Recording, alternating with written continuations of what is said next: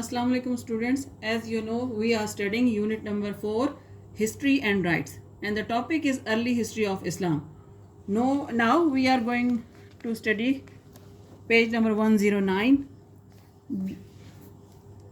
the Umayyads and the Abbasids.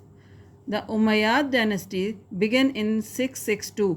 उमैयाद का मतलब किसको कहा जाता है? बनु उमैया को कहते हैं और अब्बासी जो हैं.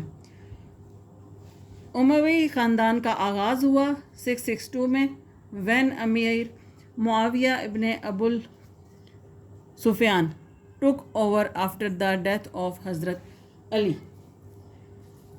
उनका आगाज़ कब हुआ? जब अमीर मुआविया ने हज़रत अली के विसाल के बाद या उनके वफ़ात के बाद इक़्तिदार संभाला. The capital of the empire was moved to Damascus in Syria. जो दारुल खिलाफा है उसे सल्तनत का जो दारुल खिलाफा है उसे डमस्कस इन सीरिया को में मुंतकिल कर दिया गया. ड्यूरिंग दिस पीरियड इस वक्त के दौरान या इस मुद्दत के दौरान मुस्लिम इन्फ्लुएंस स्प्रेड ईस्ट वर्ड्स. जो है मुसलमानों का जो है असर व रसूख वो मशरिक़ की तरफ भी फैला into the subcontinent बरसगीर में with Muhammad bin Qasim and his troops.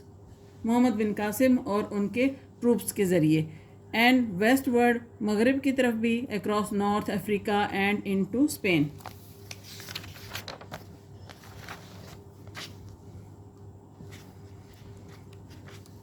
Under Tariq bin Ziyad, the point where the Muslims crossed the Mediterranean is known as Gibraltar.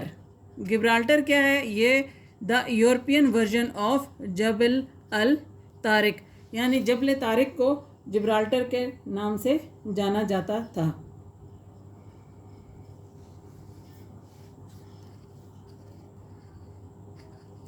ये आगे आ रहा है Tariq's hill. The Umayyad rule ended when the Abbasids came to power in 747. Banu Umayya जो है इनके ताकत जो है इनकी रियासत ख़त्म हो गई जब अब्बासी जो हैं वो हुकूमत में आए. However Muslims continue to rule Spain for the next 800 years. मुसलमानों ने स्पेन में 800 साल तक हुकूमत की.